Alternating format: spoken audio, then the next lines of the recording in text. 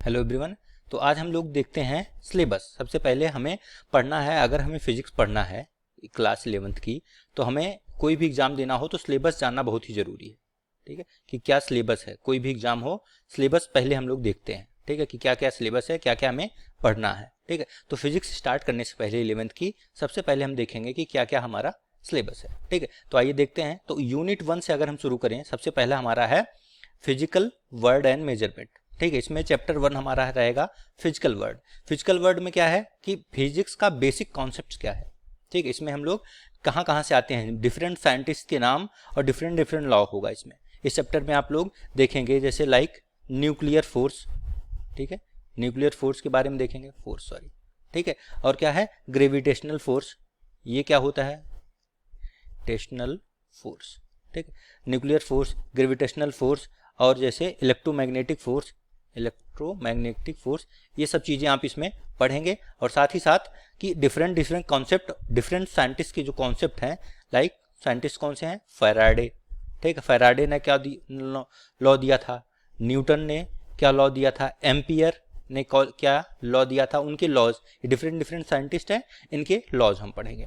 ठीक है, next chapter हम लोग आते हैं, नेक्स्ट हमारा है यूनिट एंड मेजरमेंट। ठीक है, कोई भी फिजिकल क्वांटिटी पढ़ने से पहले हमें यूनिट जो है जानना बहुत जरूरी है। ठीक है, यूनिट क्या होती है, बेसिक रेफरेंस होता है किसी चीज को नापने के लिए। लाइक अगर लेंथ है, सपोज आपको लेंथ है कि आपको कह दिया गया है कि ये लकड़ी या फिर कोई लोहे इतना मीटर है। ठीक है, इसकी लेंथ नापो कितना मीटर है, तो उसको नापने के लिए आपको क्या चाहिए, कोई बेसिक यूनिट चाहिए जिसका खोज किया गया। ठीक है, तो ये इसकी बेसिक मीटर आप मीटर में बताएंगे, मिलीमीटर में, सेंटीमीटर में, सब में बताएंगे। तो ये हमारी यूनिट होती हैं। और उनकी मेजरमेंट्स कैसे करते हैं, मेजरमेंट्स में हम देखेंगे कि इनके कन्वर्जन भी देखेंगे कि मीटर का सेंटीमीटर में कन्वर्जन, ठीक है, मिलीमीटर में कन्वर्जन, या केजी का किलोग्राम में कन्वर्जन। ठीक है, यानी कि और बहुत सारी एसआई यूनिट्स जैसे हमारी है MKS unit, CGS unit, FPS unit. ठीक है, ये सारी यूनिट्स के बारे में पढ़ेंगे। और इसमें क्या क्या है देखिए, यहाँ पे देखेंगे तो लेंथ है, मास है, किलोग्राम, टाइम है, टाइम मेजरमेंट, इनकी एक्यूरेसी, प्रिसीजन। ठीक है, और इनमें मेजरमेंट में एरर क्या होता है कि ह्यूमन एरर क्या है और मशीन एरर क्या है, सब चीज़ें। और फिर इसके बाद डायमेंशन ऑफ फिजिकल क्वांटिटी। ठीक है, दो प्रकार की क्वांटिटी होती है हमारी। ठीक है, यहाँ पे यूनिट्स जो है डेराइव और फंडामेंटल यूनिट जिसे कहते हैं, एक फंडामेंटल और दूसरी डेराइव यूनिट। फिर फिजिकल क्वांटिटीज का डायमेंशन जो कि हम एम, एल एंड टी के फॉर्म में लिखते हैं। ठीक है, एम को हमारा क्या होता है किलोग्राम के लिए, और एल जो है मीटर के लिए, लेंथ के लिए, टाइम जो है टी सेकेंड्स के लिए होता है, टाइम के लिए। ठीक है, और इनके एप्लीकेशन कहाँ कहाँ यूज होते हैं, जैसे मान लो फोर्स में हो गया। ठीक है, फोर्स हो गया, फोर्स का निकालना है तो डायमेंशन कैसे निकाला जाएगा, ये सब सारी चीज़ें हम यूनिट एंड मेजरमेंट में पढ़ेंगे। नेक्स्ट हमारा है सेकेंड यूनिट है काइनेमेटिक्स। ठीक है, काइनेमेटिक्स में बेसिकली हमारा पहला चैप्टर जो आता है वो है मोशन इन स्ट्रेट लाइन की। ठीक है, काइनेमेटिक्स जो हमारा बहुत ही इंपॉर्टेंट चैप्टर है, इससे बहुत सारे क्वेश्चन हमेशा बनते हैं, दोनों टाइप के, थ्योरेटिकल भी बनते हैं और हमारा न्यूमेरिकल क्वेश्चन भी बहुत आते हैं। ठीक है, न्यूमेरिकल टाइप के और थ्योरेटिकल दोनों। ठीक है, नेक्स्ट हमारा है, इसमें हम लोग जो पढ़ेंगे वो पढ़ेंगे कि position, time graph, speed, time, position, इन सब के साथ कैसे डिपेंड करता है। ठीक है, इनका रिप्रेजेंटेशन कैसा होता है, वेलोसिटी, टाइम का यूनिफॉर्म, नॉन यूनिफॉर्म मोशन क्या होते हैं, एवरेज स्पीड कैसे निकालते हैं, instantaneous speed, velocity, acceleration, uniform acceleration का होता है, नॉन यूनिफॉर्म एक्सेलरेशन, इन सब चीज़ों के बारे में बेसिकली हम लोग वेलोसिटी, एक्सेलरेशन, इनके बारे में, उनके ग्राफिकल रिप्रेजेंटेशन के बारे में इस चैप्टर में पढ़ेंगे। अगले चैप्टर में मोशन इन वन प्लेन में हम लोग पढ़ेंगे वेक्टर और स्केलर क्वांटिटीज क्या होती हैं। ठीक है, जैसे आप जानते हैं स्केलर में हमारा क्या होता है, केवल मैग्नीट्यूड होता है, और वेक्टर क्वांटिटीज क्या होती हैं, वो डायरेक्शन एंड मैग्नीट्यूड दोनों होता है। साथ ही साथ कुछ और प्रॉपर्टीज को ये फॉलो करता है। ठीक है, ट्रायंगल प्रॉपर्टीज को फॉलो करता है, जब उसको मैं पढ़ाऊंगा तो वहां पे आपको पता चलेगा। ठीक है, आगे क्या है, आगे है इनकी नोटेशन क्या है, नोटेशन और इनके मल्टीप्लीकेशन, वेक्टर और स्केलर के मल्टीप्लीकेशन। ठीक है, ऐड, सब्ट्रैक्शन, डिवाइड कैसे करते हैं, वेक्टर्स को कैसे मल्टीप्लाई करते हैं, ये सब चीज़ें हम इसमें पढ़ेंगे। ठीक, आगे है रिलेटिव वेलोसिटी क्या होती है।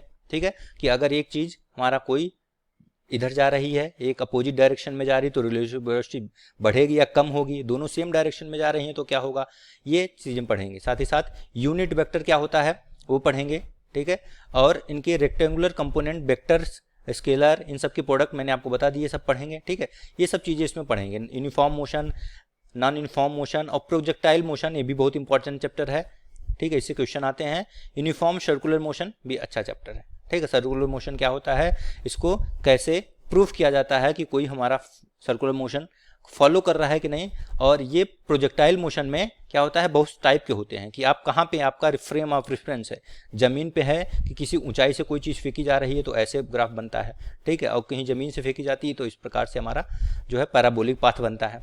ये सब चीज़ें हम इसमें देखेंगे, ठीक है। नेक्स्ट है बहुत मोस्ट इंपॉर्टेंट टॉपिक है, थर्ड यूनिट में हमारा लॉ ऑफ मोशन, बहुत ही ज़्यादा इंपॉर्टेंट है, मोस्ट इंपॉर्टेंट इनफाइनाइट तक, ठीक है, मतलब बहुत ज़्यादा इंपॉर्टेंट है, ठीक है। न्यूटन ने दिया था, आप जानते हैं 3 लॉ ऑफ मोशन होते हैं, इसमें ये तीनों ही बहुत इंपॉर्टेंट है, ठीक है। तो इसमें हम लोग जो है कॉन्सेप्ट पढ़ेंगे लॉ ऑफ मोशन के, ठीक है। इनर्शिया क्या होता है, किसकी वजह से जैसे बस जा रही है तो अचानक ब्रेक लगने से हम जानते हैं क्या होता है, आगे की तरफ झुक जाते हैं, ठीक है, तो वो किस वजह से होता है, इनर्शिया की वजह से, जर्क की वजह से। ये सब चीज़ें हम देखेंगे, इसका कॉन्सेप्ट कहाँ से आता है, न्यूटन ने कैसे डेवलप किया और न्यूटन के में दिमाग में ये ख्याल कैसे आया, ठीक है। ये सब चीज़ें Newton first law, momentum, second law, third law, ये सब इम्पल्स, न्यूटन थर्ड लॉ क्या होता है, ठीक है, ये सब आपको बेसिक आइडिया है, बट इन सब की चीज़ों के बारे में हम लोग पढ़ेंगे इसमें, ठीक है। Law of conservation of linear momentum कब लगता है, कब अप्लाई कर सकते हैं इसका एप्लीकेशन, ठीक है। वैसे हम जानते हैं लीनियर मोमेंटम के बाद M V equal to constant होता है, लेकिन ये लगता कब है, इसी प्रकार एंगुलर मोमेंटम कैसे लगता है, कब लगता है,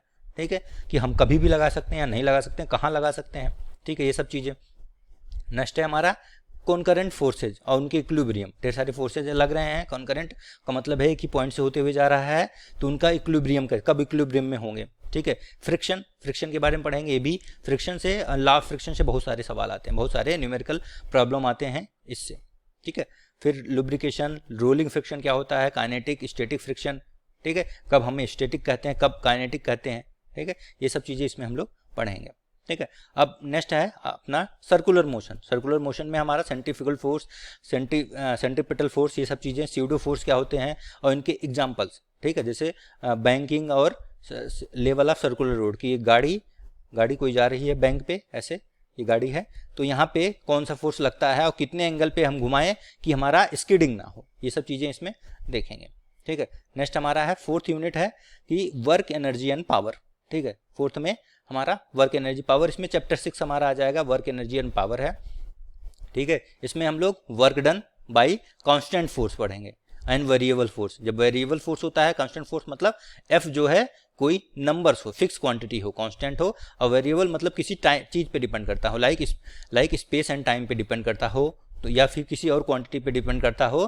तो उस केस में वर्क डन क्या होता है, ठीक है। Kinetic energy, work energy theorem क्या होता है, ठीक है, पावर कैसे निकालते हैं, ये सब चीज़ें, ठीक है। वर्क एनर्जी थ्योरम बहुत इंपॉर्टेंट है इसमें, ये, ठीक है, इसका यूज बहुत जगह होता है, ठीक है, बहुत सारी चीज़ों पे होता है। काइनेटिक एनर्जी भी होता है, एनर्जी कंजर्वेशन क्या होता है, ये सब चीज़ें इसमें हम लोग देखेंगे, ठीक है। Kinetic energy, potential energy, elastic energy, non elastic collision पढ़ेंगे, ठीक है, कि दो चीज़ें हैं आपस में टकरा रही हैं, एक इधर चला गया, फिर किस वेलोसिटी से जाएंगे, इलास्टिक कोलिजन है, नॉन इलास्टिक है, क्या होता है, ई क्या होता है, ई की वैल्यू 1 पे क्या होता है, ठीक है। नॉन इलास्टिक में एनर्जी का लॉस कैसे होता है, लॉस कैसे निकालेंगे, और इसका हम लोग जो है डेरिवेशन, ये सब चीज़ें इसमें देखेंगे, ठीक है।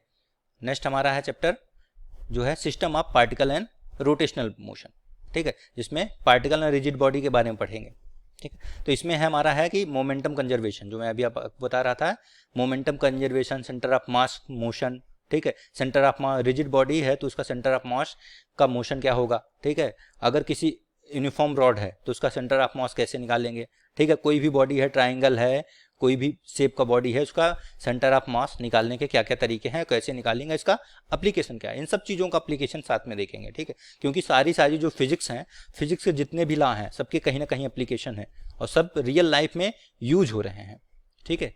ये सब कहीं ना कहीं हर जगह यूज हो रहे हैं, तो हम देखेंगे कि कहाँ कहाँ इसके एप्लीकेशन है, इसके कॉन्सेप्ट के साथ साथ हम न्यूमेरिकल पार्ट भी सॉल्व करेंगे, ठीक है। फिर है जैसे हमने लीनियर मोमेंटम देखा था, उसी तरह एंगुलर मोमेंटम क्या होता है, इसका प्रूफ और इसका यूज कहाँ होता है, ठीक है, इसके एप्लीकेशन। फिर equilibrium of rigid body rotation, ठीक है, रोटेशन, रिजिड बॉडी रोटेट करती है तो उसमें कैसे इसको सॉल्व करेंगे, या फिर उसमें हम लोग कैसे निकालेंगे इक्विलिब्रियम में है कि उसका इक्वेशन कैसे निकालेंगे, उसका कंपेरिजन लीनियर और रोटेशनल मोशन में क्या डिफरेंस होता है, ये सब चीज़ें देखेंगे। Moment of inertia, radius of gyration, values of moment of inertia, ठीक है, ये सब चीज़ें, उनका डेरिवेशन और ये सब थ्योरम्स, अलग अलग डिफरेंट थ्योरम और उनके एप्लीकेशंस क्या हैं, ये सब चीज़ें हम लोग के। नेक्स्ट चैप्टर हमारा है ग्रेविटेशन, ठीक है। ग्रेविटेशन को दिया था केपलर्स ने, उन्हीं के नाम से लॉ पढ़े हैं। तो केपलर्स के लॉ क्या होते हैं, ठीक है, ये हमारा जो है प्लानेट, सन मोशन, प्लानेट मोशन, इन सब के मोशन पे है। तो ग्रेविटेशन का यूनिवर्सल लॉ ऑफ ग्रेविटेशन क्या है, ठीक है, क्यों कोई चीज़ जब गिरती है तो ज़मीन की तरफ, जो न्यूटन ने दिया था कि ऊपर उनके ऊपर सेप गिरा था, तो उन्होंने ग्रेविटेशन का ग्रेविटी दिया था, जी का मान ग्रेविटेशन लॉ दिया था, ठीक है। तो यहाँ से हम लोग ग्रेविटेशन का लॉ कैसे काम करता है और डिफरेंट बॉडी पे कैसे काम करता है, कि आप अगर पृथ्वी पे हैं तो कैसे काम करेगा, अर्थ पे हैं या कहीं पे आप बाहर चले जाएं अर्थ से, किसी भी सैटेलाइट पे हैं तो वो लॉ कैसे काम करेगा, सेम लॉ फॉलो करता है या नहीं, ये सब चीज़ें हम देखेंगे, ठीक है। यदि जैसे दिया था डेप्थ पे हैं, किसी एल्टीट्यूड पे हैं, इसकी वजह से ग्रेविटेशन पोटेंशियल एनर्जी क्या होती है और हमारा एस्केप वेलोसिटी क्या है, ऑर्बिटल वेलोसिटी क्या है और जियो सैटेलाइट, ये सब चीज़ें क्या होती हैं सब देखेंगे, ठीक है। एस्केप वेलोसिटी मतलब किसी चीज़ को अगर किसी सैटेलाइट को इतनी स्पीड से फेंक दें तो वो हमारा क्या होता है, ऑर्बिट से बाहर निकल जाती है, एस्केप कर जाए, ठीक है। ये सब सारी चीज़ें इसमें है। नेक्स्ट हमारा है कि मैकेनिकल प्रॉपर्टी ऑफ सॉलिड, ठीक है, मैकेनिकल प्रॉपर्टी सॉलिड के बारे में पढ़ेंगे, ठीक है। अगला चैप्टर हमारा फ्लूइड के होगा। तो सबसे पहले सॉलिड से देखेंगे। सॉलिड में हम लोग देखेंगे इलास्टिक बिहेवियर, ठीक है। क्या होता है इलास्टिक बिहेवियर हमारा, ठीक है, स्ट्रेस और स्ट्रेन रिलेशनशिप, हुक्स ने दिया था स्ट्रेन और स्ट्रेस के बारे में रिलेशनशिप दिया था, उसे हुक्स लॉ कहते हैं। उन्होंने बताया था कि स्ट्रेस जो है क्या होता है, स्ट्रेन के प्रोपोर्शनल होता है, ठीक है। ये सारी चीज़ें उन्होंने ग्राफ भी दिखाया था, इसका बहुत ही अच्छा ग्राफ है। स्ट्रेस और स्ट्रेन के बीच में जो अलग अलग हमारा जो है इलास्टिक बिहेवियर शो करता है वो मैं आपको पढ़ाऊंगा उसमें, ठीक है। इसके कॉन्सेप्ट, यंग मॉडुलस, इसमें बहुत सारे न्यूमेरिकल्स भी हैं। Young modulus of elasticity, bulk modulus Y से दिखाते हैं, इसको के से दिखाते हैं। Shear modulus of rigidity G से, पॉइजन रेशियो को म्यू से दिखाया जाता है।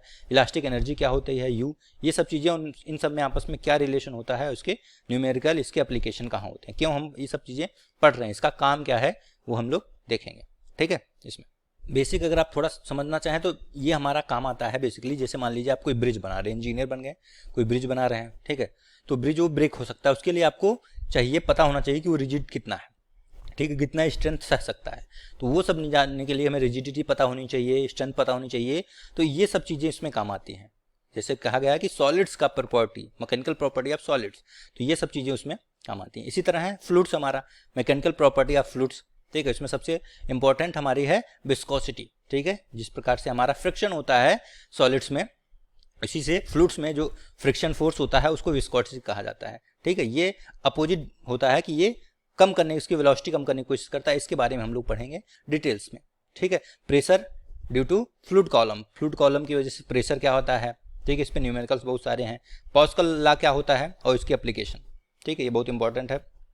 हाइड्रोलिक लिफ्ट, हाइड्रोलिक ब्रेक, आजकल के हम जानते हैं कि हाइड्रोलिक ब्रेक्स बहुत सारे बाइक्स में यूज होता है, आपने देखा होगा, ठीक है। Effect of gravity due to fluid pressure, ठीक है। फ्लूइड प्रेशर का ग्रेविटी की वजह से क्या इफेक्ट पड़ता है, कोई इफेक्ट पड़ता भी है या नहीं, ये सब देखेंगे। विस्कोसिटी मैंने बताया, विस्कोसिटी की वजह से स्टोक्स लॉ, स्टोक्स एक साइंटिस्ट थे, उनके नाम से उन्होंने विस्कोसिटी को लेके एक लॉ दिया था, ठीक है। टर्मिनल वेलोसिटी क्या होती है, stream line, turbulent flow, laminar flow, critical velocity, Bernoulli theorem, बहुत ही मोस्ट इंपॉर्टेंट है ये, ठीक है। ये इसका कॉन्सेप्ट बहुत जगह यूज होता है। आगे आप 12th के बाद कोई जेईई की प्रिपरेशन करेंगे या इंजीनियरिंग करने जाएंगे, ये सब चीज़ें आपको बहुत काम आएगी। और ये इतना अच्छा कॉन्सेप्ट है ना कि ये लोग बहुत आगे चलने तक भी अच्छे से याद नहीं रख पाते हैं। तो इसको आपको अच्छे से पढ़ना है। उसके एप्लीकेशन, इसका एप्लीकेशन बहुत जगह यूज होता है, ठीक है। इसका एप्लीकेशन बेसिकली प्लेन में यूज होता है। प्लेन में जब प्लेन किसकी वजह से टेक ऑफ करता है, कैसे प्रेशर डिफरेंस की वजह से जो है टेक ऑफ होता है, वो कॉन्सेप्ट कहाँ से आता है, बर्नौली थ्योरम से आता है। ये सब चीज़ें हम देखेंगे, ठीक है। सरफेस एनर्जी, सरफेस टेंशन, ठीक है। सरफेस टेंशन आपने देखा होगा कि पानी में अगर हम मिट्टी का तेल दे दें तो उसके ऊपर मच्छर बैठते हैं और डूब जाते हैं, क्योंकि सरफेस टेंशन कम हो जाता है। ऐसे ही बहुत सारे एग्जांपल हैं हमारे सरफेस टेंशन के। तो सरफेस टेंशन कैसे होता है, ठीक है, उसमें कोहेशन फोर्स होता है और हमारा सा एडिशन फोर्स होता है। हमारा ये सब फोर्स की वजह से जो हमारा सरफेस टेंशन आता है, तो कौन सा फोर्स ज़्यादा होगा, तो हमारा जो है राइज होगा, कैपिलरी राइज, ठीक है, या कैपिलरी फॉल होगा। ये सब चीज़ें इसमें पढ़ेंगे, ठीक है। फोर्स ऑफ कोहेशन भी इसमें आपको आएगा, कोहेशन और एडिशन, यहाँ लिखा नहीं है लेकिन ये चीज़ें आपकी इंपॉर्टेंट है क्योंकि मॉलिक्यूल्स के बीच में फोर्सेस लगते हैं और ये इसी की वजह से जो हमारा कॉन्सेप्ट इसमें जनरेट होता है। नेक्स्ट हमारा है thermal property of matter. Next chapter हमारा है थर्मल प्रॉपर्टी ऑफ मैटर। इसमें हम लोग हीट ट्रांसफर, थर्मल एक्सपेंशन के बारे में पढ़ेंगे, ठीक है। Different coefficient of expansion like alpha, beta, gamma क्या होता है, अगर हम सॉलिड्स को गर्म करें तो क्या होता है, एक्सपेंड होती है कि नहीं, लिक्विड्स एंड गैसेज इनमें एक्सपेंशन कैसे होता है, ये सब चीज़ें इसमें स्टडी करेंगे हम लोग, ठीक है। हीट कैपेसिटी CV इनमें रिलेशन क्या होता है, CP बटा CV माइनस CV क्या होता है, ठीक है। Change of state, latent heat of heat capacity, इसमें कैलोरीमेट्री का प्रिंसिपल बहुत ही इंपॉर्टेंट है, इस पर न्यूमेरिकल बहुत सारे आते हैं, ठीक है। नेक्स्ट हमारा heat transfer, conduction, convection and radiation, इन सब पे न्यूमेरिकल और इसका कॉन्सेप्ट बहुत ही इंपॉर्टेंट है, ठीक है, ठीक है। इसका डिफिनेशन आता है और इस पर बहुत सारे न्यूमेरिकल उससे होते हैं, ठीक है। फिर थर्मल कंडक्टिविटी हमारा हो गया, ठीक है। और ब्लैक बॉडी रेडिएशन, ये सब इन तीनों से ही रिलेटेड है, कंडक्शन, कन्वेक्शन, रेडिएशन से, ठीक है। डिफरेंट लॉज हैं लाइक स्टीफन लॉ, ठीक है, स्टीफन लॉ रेडिएशन से, veins displacement law, green house effect, ये सब चीज़ें हमारे किससे रिलेटेड है, रेडिएशन से, ठीक है। ये सब चीज़ें इसमें पढ़ेंगे। नेक्स्ट चैप्टर हमारा थर्मोडायनेमिक्स है, ठीक है। थर्मोडायनेमिक्स में हम लोग पढ़ेंगे कि थर्मोडायनेमिक थर्मल लॉ क्या होते हैं, ठीक है। 3 हमारे लॉ होते हैं बेसिकली, ठीक है, थर्मोडायनेमिक्स में। इसमें फिर एक लॉ होता है हमारा टेम्परेचर का, जिसे जीरोथ लॉ कहते हैं, ठीक है। इसको जीरो क्यों बोलते हैं, क्योंकि हमारे लॉ जनरली 1 2 3 से आपने देखा होगा, तो इसको जीरो नाम क्यों दिया गया, ये चीज़ मैं बताऊंगा, ठीक है। ये सब चीज़ें हम पढ़ेंगे कि इसका नाम जीरो क्यों पड़ा और क्यों जो है हमारा, और बहुत जो इसमें 3 और लॉ हैं वो क्या है, first law, second law, third law. Basically इसमें आपको फर्स्ट और सेकेंड लॉ पढ़ना है इसमें, बट होते हैं हमारे 3 लॉ होते हैं, ठीक है। थर्ड वाला हमारा एंट्रोपी से रिलेटेड है जो इसका आपके चैप्टर में नहीं है यहाँ पे, ठीक है। और इसमें फिर आपको हीट इंजन, ठीक है, कार्नोट इंजन, इन सब के बारे में पढ़ना है, रेफ्रिजरेटर, ये सब चीज़ें इसमें आपको पढ़ना पड़ेगा, ठीक है। इनकी इफिशिएंसी क्या होती है, ये सब चीज़ें इसमें पढ़ेंगे। डिफरेंट टाइप के प्रोसेस क्या होते हैं like isothermal, adiabatic process, isentropic, ठीक है, आइसोबारिक, आइसोमेट्रिक, ठीक है। ये सब डिफरेंट प्रोसेस है, उनके डायग्राम, उनके PV डायग्राम कैसे होते हैं, ये सब चीज़ें, उनकी इक्वेशंस क्या होती हैं, ये सब चीज़ इसमें पढ़ेंगे, ठीक है। नेक्स्ट है काइनेटिक थ्योरी ऑफ गैसेज। इसमें आप लोग गैस के बारे में हम लोग इसमें स्टडी करेंगे, ठीक है, कि वर्क डन क्या होता है अगर हम गैस को कंप्रेस करते हैं, equation of perfect gas, equation of real gas, ठीक है, उसके एजम्पशंस, कॉन्सेप्ट ऑफ प्रेशर, ठीक, RMS speed of the molecule, degree of freedom, ठीक है, कैसे निकालते हैं अलग अलग गैसेस का, डिफरेंट गैसेस का डिग्री ऑफ फ्रीडम होता क्या है, इसका फिजिकल मीनिंग क्या है इसका, ठीक है। फिजिकल डिग्री ऑफ फ्रीडम जल्दी हम कर लेते हैं, 2 है 3 है, ठीक है, तो इसका फिजिकल मीनिंग क्या है, इसका मतलब क्या है, ये सब चीज़ें इसमें देखेंगे। जैसे हीट कैपेसिटी ऑफ गैसेज है CP CV, अभी हमने देखा था, इनमें रिलेशन क्या है कि CP minus CV equal to R होता है, आपने पढ़ा होगा मेयर फॉर्मूला, ठीक है। मीन फ्री पाथ क्या होता है, इसका कॉन्सेप्ट क्या है, एवोगाड्रो नंबर क्या है, इन सब चीज़ें इसमें हम लोग स्टडी करेंगे।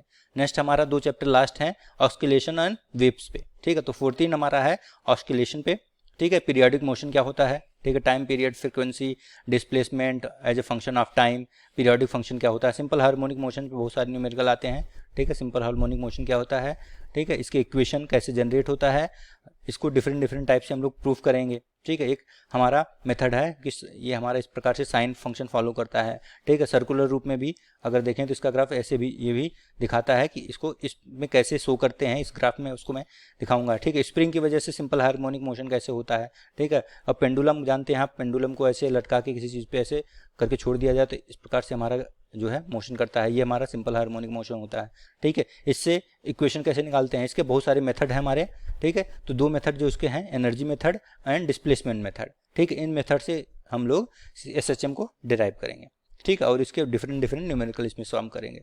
Damped force, damped oscillation, free oscillation, 3 type का ऑस्किलेशन होते हैं, ये क्या होते हैं, इसका न्यूमेरिकल कैसे सॉल्व होगा ये देखेंगे। लास्ट हमारा है वेव्स में, डिफरेंट टाइप वेव क्या होती हैं, इनके मोशंस क्या होते हैं, ट्रांसवर्स वेव हमारे हैं, लॉन्गिट्यूडनल वेव्स हैं, speed of travelling wave, displacement relation इनके, प्रोग्रेसिव वेव, ठीक है, इनके सुपरपोजिशन प्रिंसिपल इसका बहुत इंपॉर्टेंट है इसका, ठीक है। Reflection of waves and standing wave in string and organ pipes, ठीक है, ये सब चीज़ें हैं इसमें। तो इस तरह से आपका टोटल कितने हैं, 15 चैप्टर हो गए यहाँ से। ये टोटल 15 चैप्टर हम लोग इसमें पढ़ेंगे एक करके, ठीक है, आराम से पढ़ेंगे।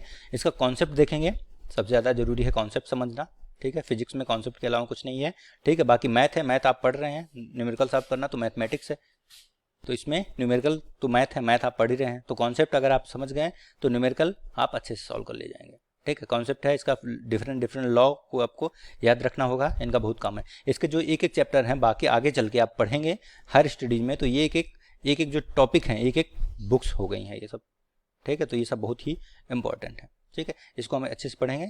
तो आज के लिए बस इतना ही, आई थिंक आपको अच्छा लगा होगा। धन्यवाद। Please like share and subscribe our channel. Thank you.